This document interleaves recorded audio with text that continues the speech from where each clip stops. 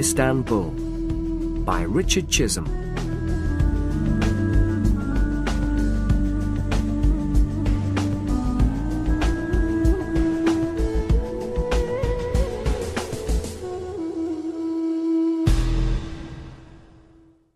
Chapter 1. Journey to Istanbul. It is early morning on a sunny spring day in April. Heathrow Airport, London, is busy, as usual. Hundreds of people are arriving, leaving, or waiting for planes. In the departure lounge of Terminal 1, a man is sitting reading a newspaper. He does not like airports. There are too many people, and he is always nervous when he flies. He looks at his watch impatiently. Then, he hears the announcement over the loudspeakers.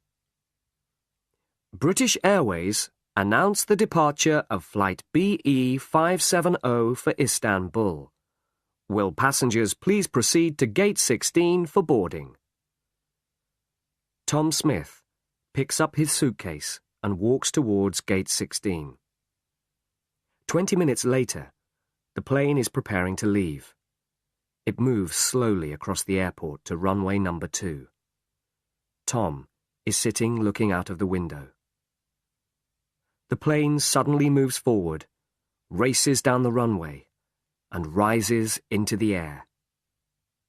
Tom looks down at the houses and roads far below and smiles. London is behind him.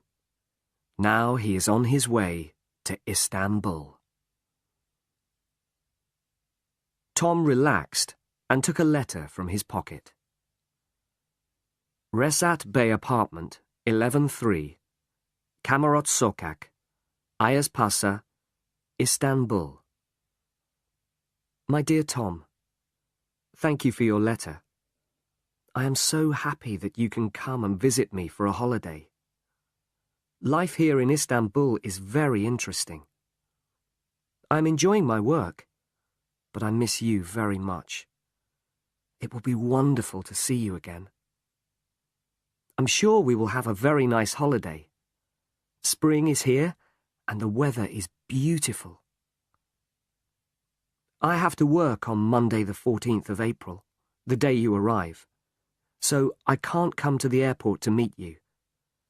But you can take a taxi from the air terminal to Taksim Square. That's in the centre of the new part of the city. There's a big hotel called the Park Hotel near the square. I'll meet you there at 5 o'clock. We'll meet in the American bar. The view over the city is beautiful. I can't wait to see you again, Tom. I have so much to tell you. So remember, the Park Hotel, Taksim Square, 5 o'clock. See you on the 14th. Love, Angela. Tom sat for a moment, looking at his fiancée's letter. Then he put it in his pocket. He looked down at the green fields of France as the plane continued its journey across Europe. Have you been to Istanbul before? Said a voice. It was the young man in the next seat. No, I haven't, said Tom. Have you? The man smiled. My home is in Istanbul. I'm studying in London at the moment. I'm going home for a holiday. Really? Said Tom. Where are you studying? At London University. The two men sat talking as the stewardesses began serving lunch. The young man told Tom his name was Kemal. His parents had a shop in Istanbul. Are you meeting someone in Istanbul? Kemal asked. My fiancée, said Tom. She's working in Istanbul. That's interesting. How long has she been there? She went to Istanbul 2 months ago. She works for a small company which is starting to export to England. She's making all the arrangements. Exporting always seems so difficult, said Kamal. It seems difficult, Tom agreed. But that's Angela's job. She's an expert in importing and exporting. Her father has an import-export agency in London, and she has worked for him for some years. She's almost completed her work in Istanbul now. The company has already started to send goods to England. She'll be coming back to London soon. What kind of goods do they export? Asked Kamal. All kinds of things. Brass ornaments, coffee pots, trays, leather, and onyx articles. Angela's father thinks these goods will sell very well in England. That's interesting, said Kamal. My parents sell things like that in their shop in Istanbul. The two men went on talking as the plane flew over Italy and Greece towards Turkey. Soon, they were descending to Yeşilköy Airport, Istanbul. When the plane stopped, Kamal stood up. I hope you enjoy your stay in Istanbul, he said. Here's my telephone number. If you need anything, phone me. I live in Sicily. It's not far from the center of the city. Thanks, Kamal. That's very kind of you. Not at all, replied Kamal. Nice to meet you. And now, goodbye. Tom went through customs and immigration and walked towards the airport exit.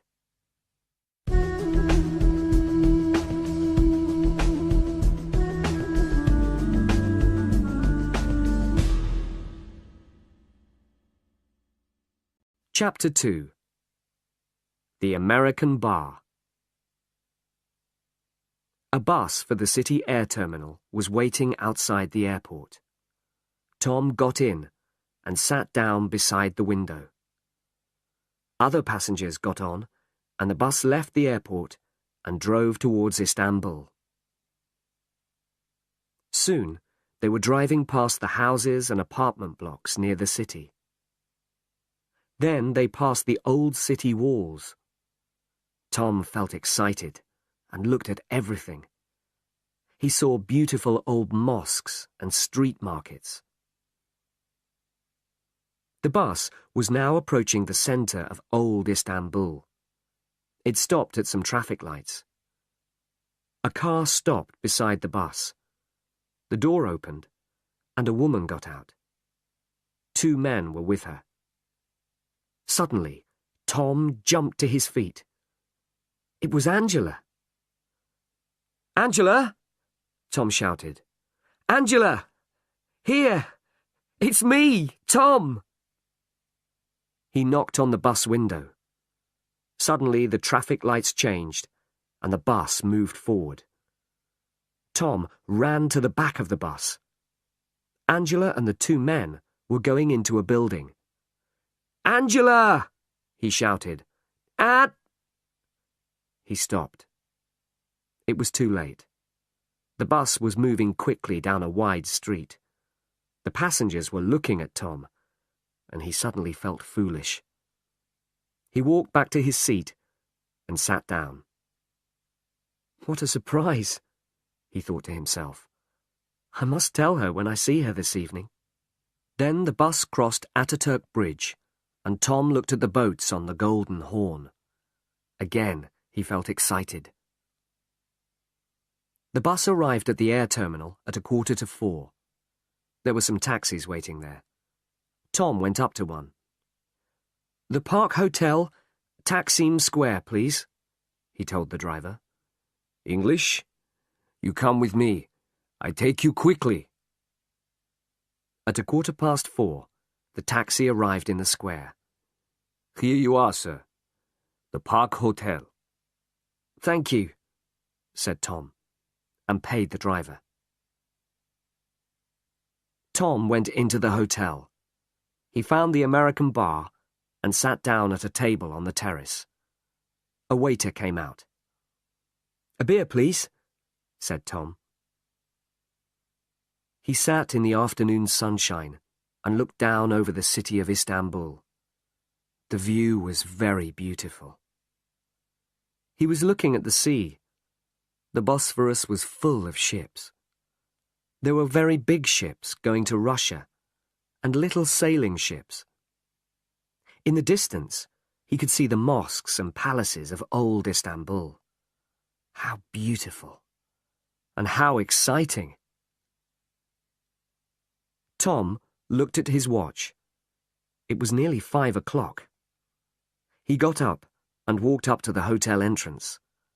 There were lots of people going in and out of the hotel, but he did not see Angela anywhere. He went back to the bar and ordered another beer. "Come on, Angela," Tom said to himself. "Don't be late." Just inside the American bar, a man in a grey raincoat was sitting at a table. He was drinking coffee and smoking cheap cigarettes. A newspaper lay open on the table in front of him, and from time to time he looked at it. But the man wasn't reading the newspaper. He was watching Tom. It was now 5:20. Tom sat in the evening sunshine. He looked at his watch again and waited. 5:30. 5:45. It was getting dark. He looked at the lights on the Bosphorus. Strange, thought Tom. Angela isn't usually late. Tom sat at the table on the terrace of the American bar, waiting for his fiancée. He waited and waited, and nobody came. And the man in the grey raincoat sat patiently inside the bar, smoking and watching Tom. "Another beer, sir?" asked the waiter. "No. Bring me a black coffee, please." "Have you a telephone?" "Yes, sir. Inside." Tom went into the hotel. There was a telephone beside the reception. Tom dialed Angela's number. The phone rang and rang, but nobody answered it. He put the phone down and turned towards the reception desk. "Excuse me," he asked the receptionist.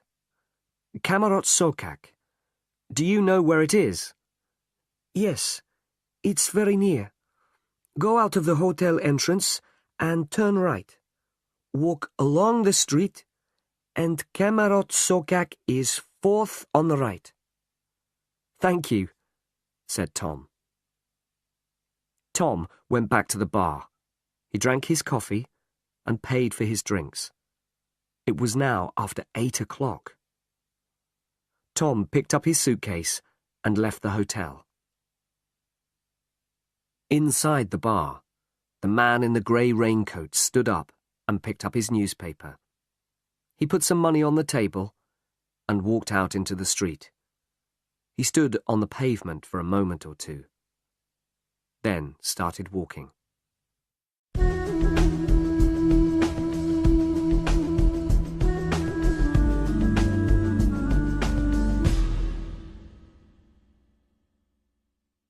Chapter 3. A Shock. Kamarot Sokak was a narrow, quiet street of old apartment buildings. Tom walked along the pavement, looking at the numbers on the doors. There was only one streetlight, and it was difficult to see. But finally, he found Angela's address, number 11. The building had a large glass door. Tom pushed it, but it was locked. There was no bell. He knocked on the door. Nothing happened. He knocked again, louder this time, and listened. Silence. Damn, he thought. He was impatient now, and worried. He stood back in the middle of the street and looked up. There were 5 floors, and all the windows were black. There was no light anywhere in the building. "Angela," he said to himself. "Angela, Where are you? A short distance away, the man in the grey raincoat stood in a dark doorway. He was watching Tom, watching every move he made. Tom did not know what to do. He knocked once more on the glass door. Again, nothing happened.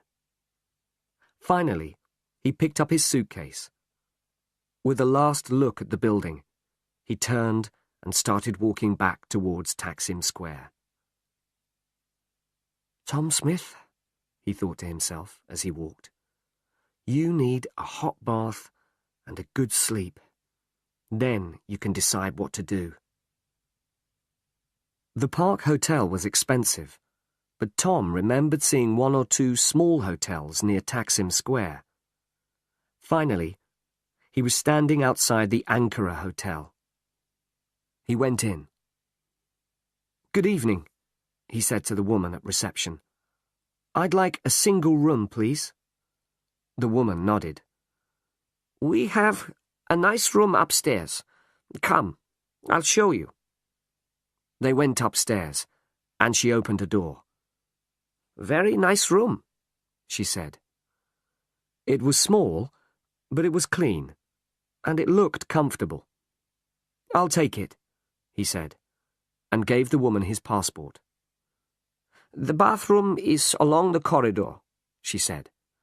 "Breakfast is from 8 to 10 o'clock. Good night." Tom put his case down and sat on the bed. He suddenly felt very tired and unhappy. He was not having a good dinner in a nice restaurant. He was not sitting with the woman he loved. He was sitting alone, in a cheap hotel, in a strange city. For a long time he sat on the bed thinking, "But I saw Angela. I saw her from the bus." Finally, he stood up. "Okay," he thought. "Tomorrow morning, I'll go to Angela's office and find out what has happened. There's a very simple explanation, I'm sure. I'll find out tomorrow." He had a hot bath and got into bed. He was very tired after his long journey, and soon fell asleep. The man in the grey raincoat walked across Taksim Square. There was a telephone kiosk in the corner. He dialed a number and waited. Then he spoke. "He's in the Ankara Hotel," the man said. "He waited at the Park Hotel, and then he went to the girl's flat. Now he's in the Ankara Hotel." Yes, of course I will." He put down the phone and left the kiosk. The next morning, Tom felt much better. He had breakfast, then took a taxi to the office where Angela worked.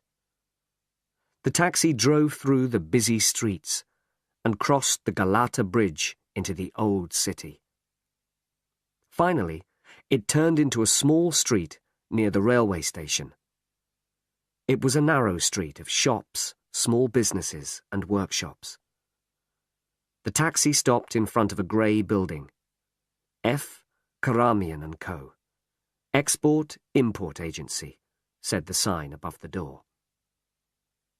Tom pushed open the door and went in.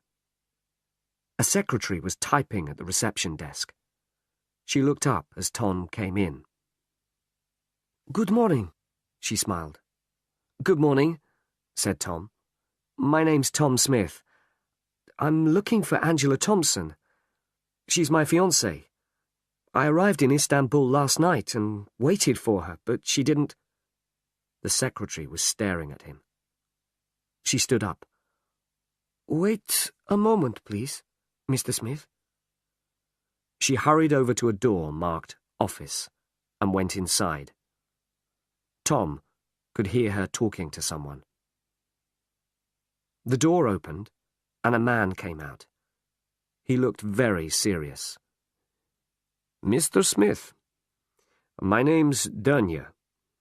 Please, come in. Tom went into the office. Please sit down, Mr. Smith, said Dernier. Look, I don't know how to tell you this, Mr. Smith. I have some very bad news for you. I'm very sorry indeed. But Miss Thompson, your fiancée, is dead.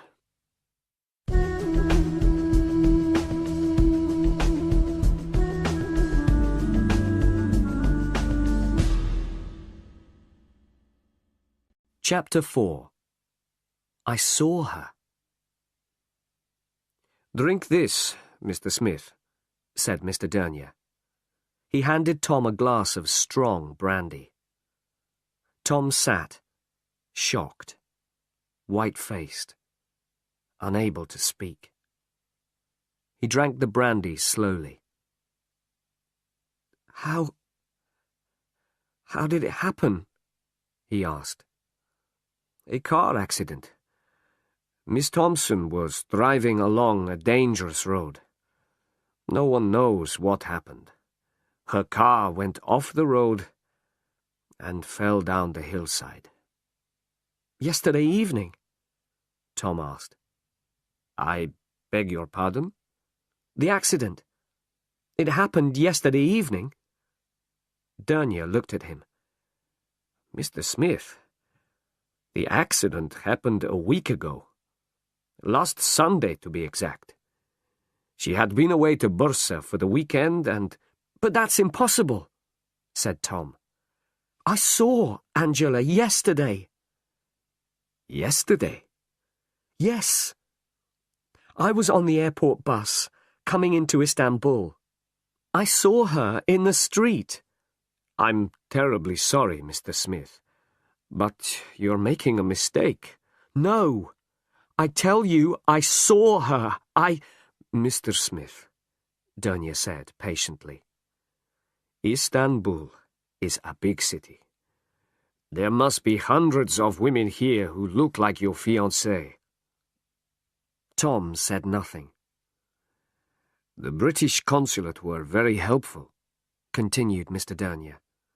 They made all the arrangements for the funeral. It was on Wednesday. Have her parents been told about this? Tom asked. That is a problem, I'm afraid. Her parents are on holiday in France. The British and French police are trying to contact them. So, they don't know yet, said Tom quietly. No, they don't, I'm afraid. There was a long silence. Can I have another brandy, please? Asked Tom. Of course. Tom tried hard to think clearly. I thought I saw her yesterday, he said softly. I understand, Mr. Smith. It's a great shock. A terrible tragedy for you. For all of us. After a pause, Dernier asked, What will you do now, Mr. Smith? Is there anything I can do to help? I'm not sure, said Tom. I need some time to think. I don't know what to do. Do you know anyone in Istanbul? Suddenly, Tom remembered Kamal. Yes, I have friends. Don't worry. Look, Mr. Dernier, I can't decide anything now. I think I'll stay in Istanbul for a day or two. I'd like to visit the consulate, and maybe the police. Mr. Dernier opened a drawer in his desk and took out a card. He wrote on it and handed the card to Tom. I've written down the telephone number of Mr. David Pennington. He's the man in the consulate who made the arrangements for the funeral. The other number is my office telephone number. Contact me if you need anything. I'm here during the day. Tom stood up. I must go now, he said. Thank you. You've been most kind. Mr. Dernier walked with him to the door. Well, Mr. Smith, once again, I'm terribly sorry. You know, I was so sure I saw her. So sure, Tom said. I understand, replied Dernier. It's a terrible shock. The two men shook hands. Remember, come here any time if you need anything, said Mr. Dernier. Goodbye now. Goodbye, said Tom, and walked out into the street. Mr. Dernier turned and walked back into his office. He closed the door carefully and sat down at his desk. For a few minutes he sat thinking. Then he picked up the telephone. Tom walked slowly through the crowded streets of old Istanbul. The streets were busy and full of interesting people, shops and cafes. But Tom did not see any of those things. He was not interested in Istanbul. He was not a tourist anymore. Tom was thinking of Angela. He remembered the journey on the bus from the airport. He was sure he had seen Angela. She had been there, on the pavement, getting out of a car. But Dernier said it was not Angela. Angela was dead. She had died a week ago. Tom walked through the streets of the city. He walked through the Grand Bazaar. He walked on and on through narrow old streets. He didn't know where he was, or what time it was. He thought about Angela. He thought again about his journey on the bus from the airport. Again and again he thought about it. And again he saw his fiancée. Then he stopped walking and stood for a moment on the pavement. He was standing on a street beside the sea. Angela isn't dead, he thought. I saw her. He looked in his pocket and found Kamal's telephone number. He walked quickly across the street to a cafe. He went inside to the telephone. Hello? Kamal? Hello, it's me. Tom. Remember? Yes, fine, thanks. Listen, remember you said I could phone you if I needed anything? Well, something has happened. Can we meet somewhere?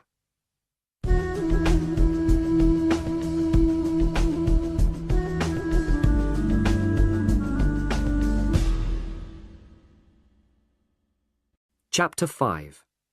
A Disappointing Day. So, said Kamal, you really think you saw her, do you? Kamal and Tom were sitting in the American bar at the Park Hotel. Tom thought carefully for a moment before answering. Yes, he said slowly. Yes, I do. You probably think I imagined it. I understand that. But I'm convinced I saw her. That's all. Kamal nodded. I can't stop thinking about yesterday, Tom continued. I close my eyes and I can see Angela there on the pavement. I can't forget that. Listen, Tom, said Kamal. We only met yesterday, but already we're friends. You're in my country. You're my friend. And you need help. If you think you saw Angela, that's enough for me. I believe you. Now we have to decide what to do. There are two things I want to do as soon as possible, said Tom. I want to go to the street where I saw Angela. Then I want to go to the British Consulate. I have an appointment for this afternoon. Okay, said Kamal. The street where you saw Angela. Do you think you can remember where it is? No problem, said Tom. We can drive along the same route as the airport bus. I'm sure I'll remember it. And what do you think you will find there? I'm not sure. But she was going into a building with two men. At least we can find the building. Maybe that will tell us something. Okay, said Kamal. My car's outside. Let's go. Tom and Kamal were driving through the city. It was a wide street, said Tom. We came to a roundabout after the traffic lights. We turned left, and then we passed an old aqueduct. Aksaray, said Kamal. It's near here. Kamal drove over Ataturk Bridge. After a few minutes, they saw the old aqueduct. Then they came to a large roundabout and turned right. This is it, said Tom. It's somewhere near here. They were approaching some traffic lights. Tom looked out of the window at the buildings on the left. No, he said. Not here. They drove on to the next traffic lights. This is it, said Tom. This is the place. Kamal stopped the car. You get out. I'll find a parking place. Tom got out and looked around him. He was in a wide street of shops and offices. A newspaper kiosk. A travel agency. He remembered them from the day before. He stood looking at the buildings opposite until Kamal arrived. Tom pointed across the street to the entrance to an office building. That's it, I think, he said. They crossed the street and looked at the nameplate beside the entrance to the office block. There were many names there. A lawyer, a dentist, a doctor, and many other offices. Tom stood looking at the names for a few moments. Well, he said finally, I'm sure she went into this building. But which office was she going to? Was she going to see a lawyer? Or a dentist? Or a doctor? How do we begin to find out? Kamal took his arm gently, and they walked slowly back to the car. Listen, Tom, he said. You're going too fast. You can't expect to find out everything immediately. Wait until you see the man at the consulate. After that, we'll think about it. Then we can decide what to do. We know she was going into that building. That's something anyway. Now look, it's lunchtime. You must be hungry. I know a good restaurant near here. You're right, said Tom. We have to be patient.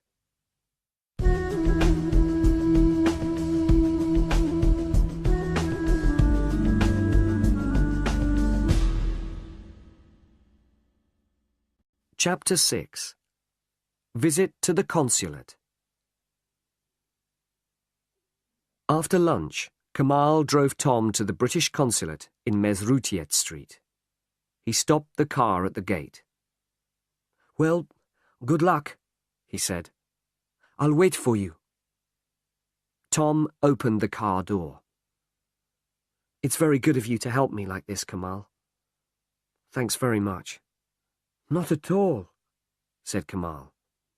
See you later. Tom went through the consulate gates. The old consulate with beautiful gardens round it looked like a palace. Tom pushed the big door open and went in. I'd like to see Mr. David Pennington, please, he said at the reception desk. My name's Tom Smith. I have an appointment. After a few minutes, A tall man wearing glasses came to meet him. "Mr. Smith, my name's Pennington. How do you do?" said the man, holding out his hand. Tom shook Mr. Pennington's hand. "How do you do?" he replied. "Come into my office, please, Mr. Smith. Mr. Dernier told me you were coming." They walked up the beautiful staircase of the Consulate and went into Mr. Pennington's office. "Sit down, please," said Pennington. "Mr. Smith, I'm very sorry about your fiancée. It was a great tragedy. Please accept my condolences." "Thank you," said Tom. Mr. Pennington took 2 files from his desk. "This is our report on the accident," he said, "and this is the police report. I can give you copies of these, but perhaps you'd like to ask me some questions first." Tom thought for a moment. "Mr. Pennington," he said, "I think I saw Angela yesterday." Pennington stared at Tom. There was silence in the room. Pennington looked down at his desk. Then he looked at Tom again. Tom was able to hear the noise of the traffic in the street outside the gardens. For a long time, Pennington said nothing. At last, he spoke. "Mr. Smith," he said, "I don't think you fully understand. Your fiancée—" "I know," Tom interrupted. "Angela was killed in a road accident last weekend. Her funeral was last Wednesday. Mr. Dernier told me that this morning. But I'm telling you, I saw her yesterday." "Mr. Smith, I think you should read these reports carefully before you say anything more." He passed the files over to Tom. "Can I get you a cup of tea or something?" "A cup of tea would be nice. Thank you." Pennington left the office. He came back a few minutes later with some tea. There was silence in the room while Tom read the reports. Presently, he looked up. "After the accident," Tom asked Pennington, "how did they identify the body?" "That was difficult," said Pennington. "As you know, the accident happened on a dangerous road about 200 kilometers from here. Your fiancée's car crashed through a wall by the side of the road and fell down the hillside. The car burst into flames and was completely burned out. The body was very badly burned, so identification was difficult. But the police found your fiancée's handbag lying near the car. Her passport and papers were in the handbag. The police found out that the car was owned by a car hire company. Miss Thompson had hired the car for the weekend." "What about Angela's parents?" Tom asked. "I'm afraid her parents don't know about the accident yet. They're on a camping holiday in France. The police are trying to contact them." "What was she doing on that dangerous road?" "She spent the weekend in Bursa, sightseeing. It's a very interesting old town. She was on her way back to Istanbul." Tom thought for a moment. "And are the police quite satisfied?" Tom asked. "Yes," said Pennington. "The police are convinced that it was an accident. The file is closed." "And you people at the consulate?" said Tom quietly. "Are you satisfied?" For a moment, Pennington said nothing. "Yes, Mr. Smith. We are," he said. "Our job, among other things, is to look after British citizens in Turkey. We have looked into this matter very carefully, and we are satisfied that it was an accident." Tom said nothing. I really am very sorry, Pennington went on. I understand how you must feel. You've had a terrible shock.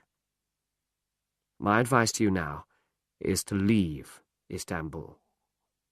There is nothing you can do here. I'm beginning to think you're right, said Tom. Perhaps I should go home.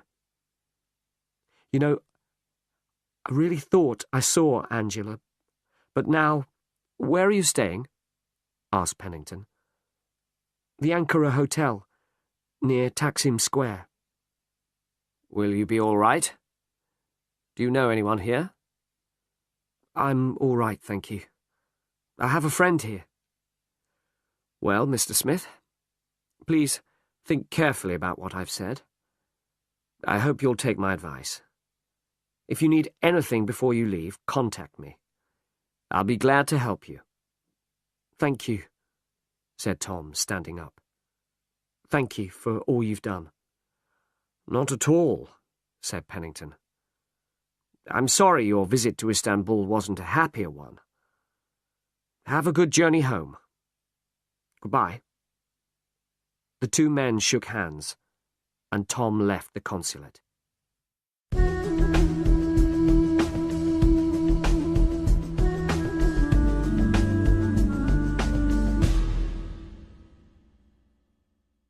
Chapter 7.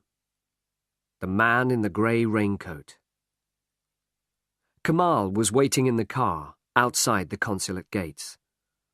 What did he say? Kamal asked as Tom got in the car. The same as Dernia, Tom replied. It was an accident. Angela's dead. The file is closed. Kamal started the car and drove away from the consulate. Mr. Pennington advised me to go back to London, Tom continued. I'm beginning to think he's right. Kamal said nothing.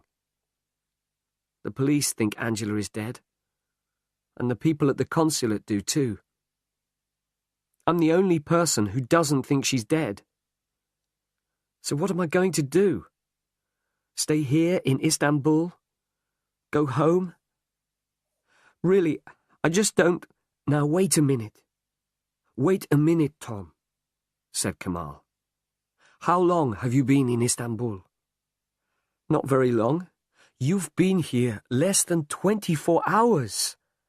And what has happened to you in this time? You've had a terrible shock.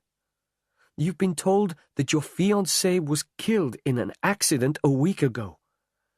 But you are sure you saw her from the bus last night. So now you are confused, and you don't know what to do. That's right, isn't it? Tom nodded his head slowly in agreement. Well, I'll tell you what you are going to do, Kamal went on. You're going to come with me to the Topkapi Palace. We can walk through the beautiful gardens there and think about everything carefully. Then we can decide what to do next. Tom smiled. You're right, of course. It has been a difficult day. Exactly, said Kamal. Now it's time to relax a little. They were driving down narrow streets to the Golden Horn. This is the Galata Bridge. It crosses the Golden Horn, said Kamal. Look, isn't it beautiful? They drove slowly across the bridge in the bright sunlight. It is beautiful, said Tom, looking out across the Bosphorus. Very beautiful. They continued across the bridge, turned left, and drove past the railway station. A few minutes later, they came to Santa Sofia, one of the oldest and most beautiful buildings in Istanbul. It was once a church, then a mosque, and now it is a museum. We'll leave the car here, said Kamal. First, I'm going to show you the Palace of Topkapi. They got out of the car in a large park. They were standing in front of the first gate of the palace. The Sultans of Turkey used to live in Topkapi Palace, Kamal explained. Kamal and Tom bought an entrance ticket. They walked through the gate into the gardens of the palace. "This is the first courtyard of the palace," went on Kamal. "Over there are the royal kitchens, and over there the harem. That's part of the palace where the women lived." They were walking down a wide path. Kamal looked round, and then he took Tom by the arm. "Walk a little faster," he said quietly. Tom saw that there was a strange look on Kamal's face. "Is anything wrong?" he asked. "Keep walking," said Kamal, "and don't look back." They walked across the courtyard towards the second gate of the palace. "Kamal, what's wrong?" said Tom quickly. "Someone is following us," answered Kamal. "Someone following us?" said Tom. "What do you mean?" "There's a man in a grey raincoat walking behind us. I saw him when we came into the palace. I wasn't sure at first, but I am sure now." They walked on, and then ran through the second gateway. Kamal looked back. The man was still following them. "This way, quickly!" Kamal led Tom to the entrance of the treasury. Inside, it was very crowded, and it was also dark after the bright sunshine. "We're going to separate now," said Kamal. "The man won't be able to follow both of us. You take a taxi back to your hotel. Have you got some money?" "Yes," said Tom. "Right, I'll phone you this evening." "What are you going to do?" asked Tom. "I'm going back to my car." "Be careful," said Tom. "You too," said Kamal. "See you later."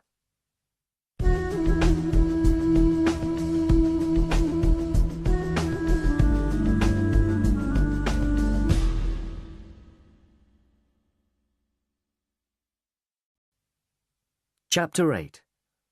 A Surprise Phone Call. It was 7 o'clock when Tom arrived in Taksim Square. He got out of the taxi and walked towards his hotel. He felt nervous. Was someone watching him? Was someone sitting in a car watching his hotel?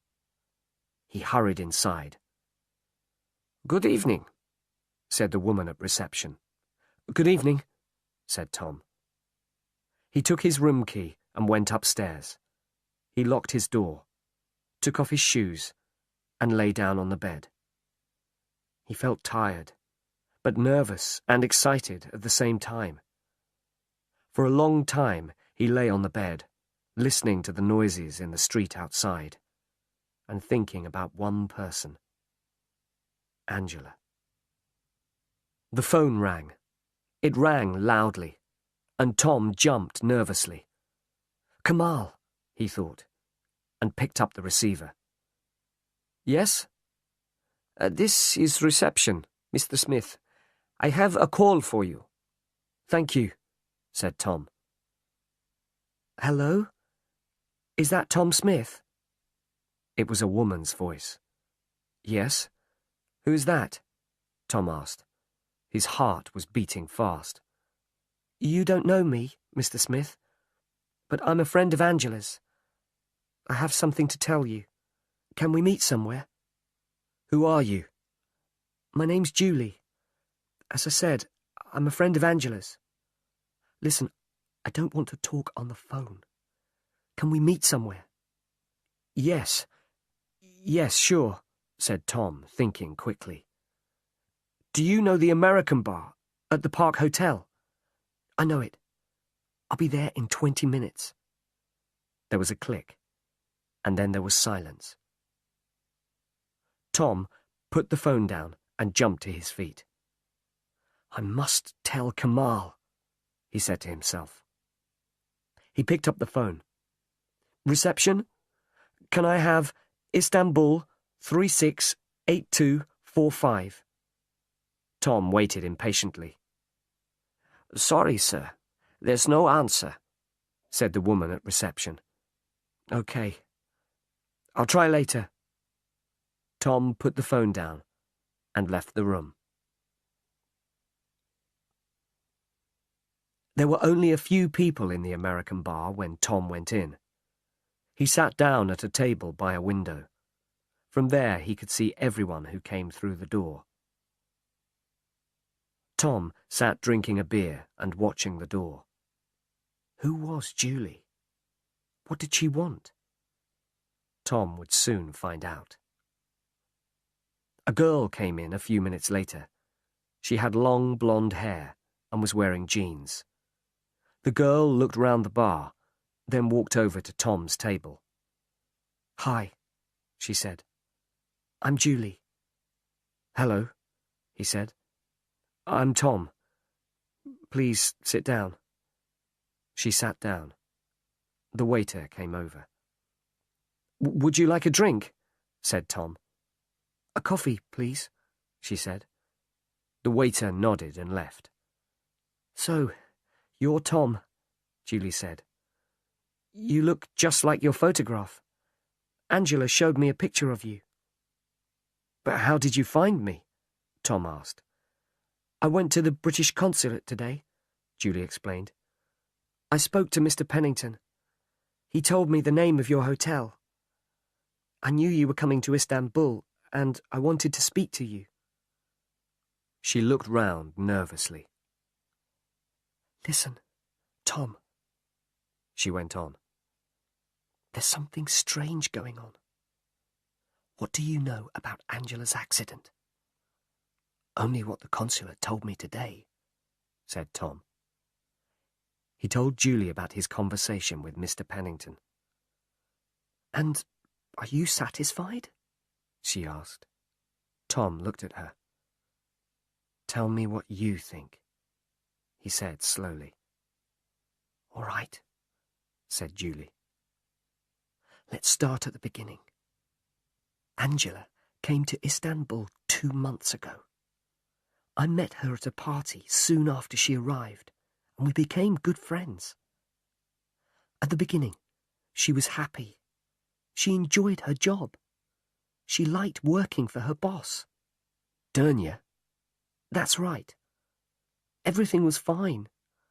I saw her quite often. We used to have lunch together and go sightseeing. And then, 2 weeks ago, something happened. Angela seemed worried about something to do with her work.